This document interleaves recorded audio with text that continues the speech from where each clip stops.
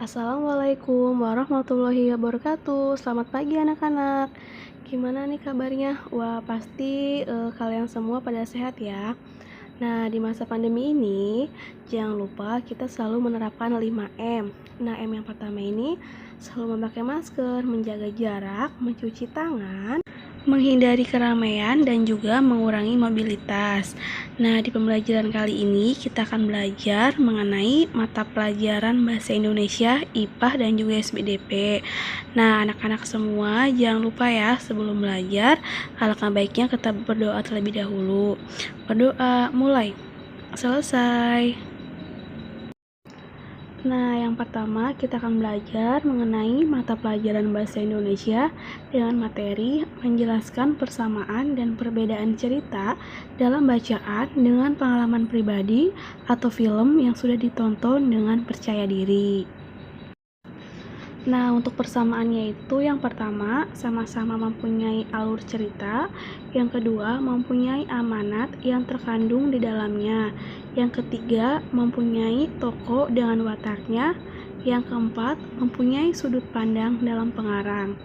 Nah, sedangkan perbedaannya, cerita fiksi ini merupakan cerita yang tidak nyata, sedangkan cerita non-fiksi merupakan cerita yang nyata. Nah, di sini ada sebuah contoh yang berjudul Yuk Kerja Bakti, penulis Niken Ariel. Bagian yang disukai dalam cerita fiksi yaitu banyak sekali yang ikut kerja bakti. Tidak hanya bapak-bapak yang akan bekerja bakti, anak laki-laki seusia Romi juga ikut membantu. Hal tersebut menunjukkan kebersamaan dalam menjaga persatuan dan kesatuan. Nah, dalam cerita fiksi ini yang merupakan warga keseluruhan Mekarjaya, Depok bersiap menghadapi musim hujan. Nah, Pak RT juga mengajak warganya untuk bekerja bakti membersihkan lingkungan setiap hari Minggu ini. Nah, pengalamannya itu saya pernah mengikuti kerja bakti di lingkungan rumah. Nah, kerja bakti ini dilaksanakan dalam rangka persiapan menjambut hari kemerdekaan. Nah, warga bersama-sama membersihkan lingkungan. Nah, kesamaannya itu kerja bakti meningkatkan persatuan dan kesatuan dalam masyarakat di lingkungan kita. Persamaan dalam cerita tadi, persamaannya itu antara teks fiksi dan pengalaman pribadi pada cerita di atas adalah kerja bakti sama-sama meningkatkan persatuan dan kesatuan. Sedangkan perbedaannya adalah pada teks cerita fiksi ini kerja bakti dilakukan untuk menghadapi musim hujan. Sedangkan pada pengalaman pribadi kerja bakti ini dilakukan untuk menghadapi peringatan kemerdekaan. Yang kedua, mata pelajaran IPA dengan materi menguraikan peristiwa gerhana bulan.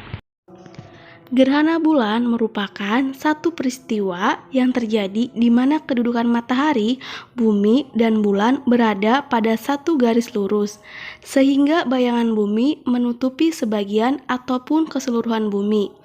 Proses terjadinya gerhana bulan ini dimulai saat bumi berada di antara matahari dan juga bumi pada satu garis lurus yang sama. Hal ini mengakibatkan sinar matahari tidak sampai ke bumi karena terhalang oleh bumi. Gerhana bulan ini bisa terjadi karena pada saat bumi berada di antara matahari dan juga bulan dalam posisi sejajar seperti yang sudah dijelaskan sebelumnya. Padahal demikian, bumi akan menghalangi sinar matahari yang menuju ke bulan, sehingga permukaan bulan akan tertutupi oleh bayangan bumi. Proses terjadinya gerhana bulan ini lebih lama jika dibandingkan dengan matahari, meskipun perbedaan waktunya hanya beberapa menit saja, seperti halnya gerhana matahari. Nah, proses terjadinya gerhana bulan ini sebagai berikut. Yang pertama, dimulai ketika bulan bersinar terang tiba-tiba menutupi sedikit demi sedikit oleh bayangan hitam.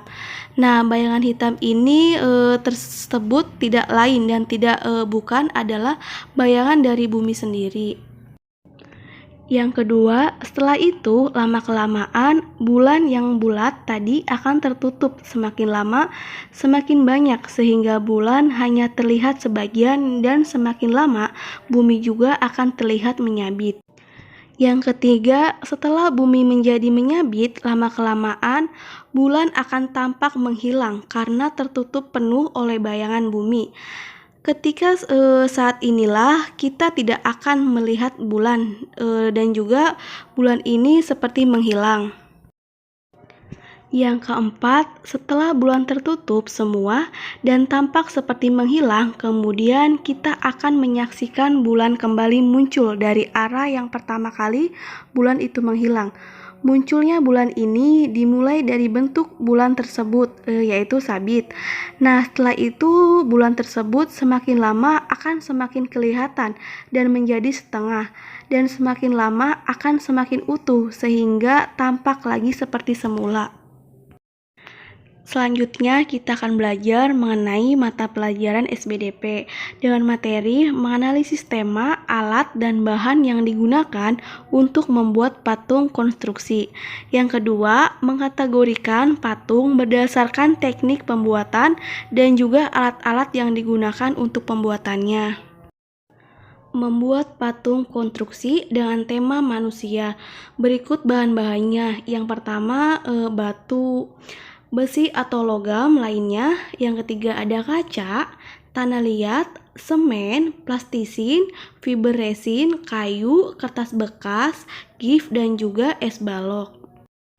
Selanjutnya alat-alat yang diperlukan. Yang pertama ada butsir, pahat, cetakan, palu, meja putar, catut atau kakatua. Teknik-teknik pembuatannya. Yang pertama ada teknik cor. Nah, yakni dengan teknik ini pembuatan patung dengan menggunakan alat berupa cetakan, di mana bahan patung dituang ke dalam cetakan tersebut. Yang kedua dengan teknik assembling. Nah, yakni teknik pembuatan patung dengan cara dirakit. Yang ketiga menggunakan teknik cetak, yakni pembuatan patung ini dengan menggunakan cetakan. Yang keempat menggunakan teknik las, yakni pembuatan patung ini dengan cara menggabungkan sejumlah komponen bahan sehingga menjadi satu kesatuan yang utuh. Yang kelima menggunakan teknik butsir. Nah, teknik ini menggunakan dengan menguraikan ataupun menambah bahan. Nah, yang keenam ada teknik pahat. Nah, adalah pembuatan patung dengan cara menguraikan bahan yang digunakan. Mungkin itu saja yang dapat Ibu sampaikan. Kurang lebihnya mohon maaf.